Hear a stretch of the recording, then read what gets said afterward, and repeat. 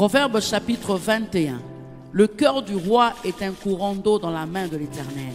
Il l'incline partout où il veut. Toutes les voies de l'homme sont droites à ses yeux, mais celui qui pèse les cœurs, c'est l'Éternel. La pratique de la justice et de l'équité, voilà ce que l'Éternel préfère au sacrifice.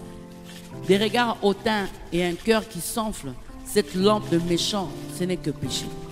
Les projets de l'homme diligent ne mènent qu'à l'abondance, mais celui qui agit avec précipitation n'arrive qu'à la disette. Des trésors acquis par une langue mensongère sont une vanité fugitive et l'avant-coureur de la mort.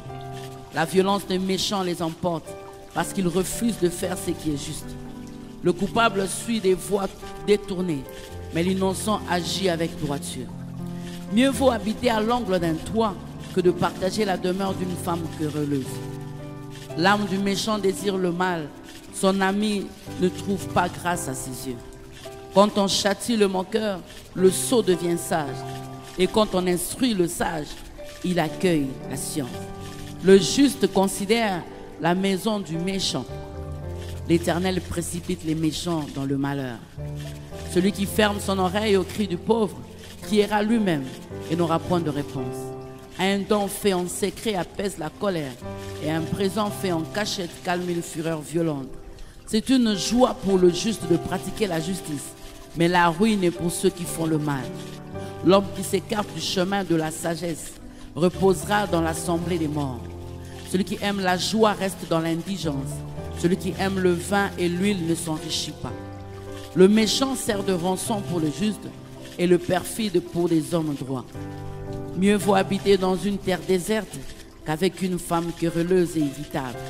De précieux trésors et de l'huile sont dans la demeure du sage, mais l'homme insensé les engloutit.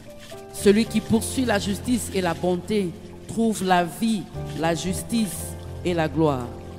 Le sage monte dans la ville des héros et il abat la force qui lui donnait de l'assurance. Celui qui veille sur sa bouche et sur sa langue préserve son âme des angoisses. L'orgueilleux, le hautain, s'appelle un moqueur. Il agit avec la fureur de l'arrogance. Les désirs du paresseux le tuent parce que ses mains refusent de travailler.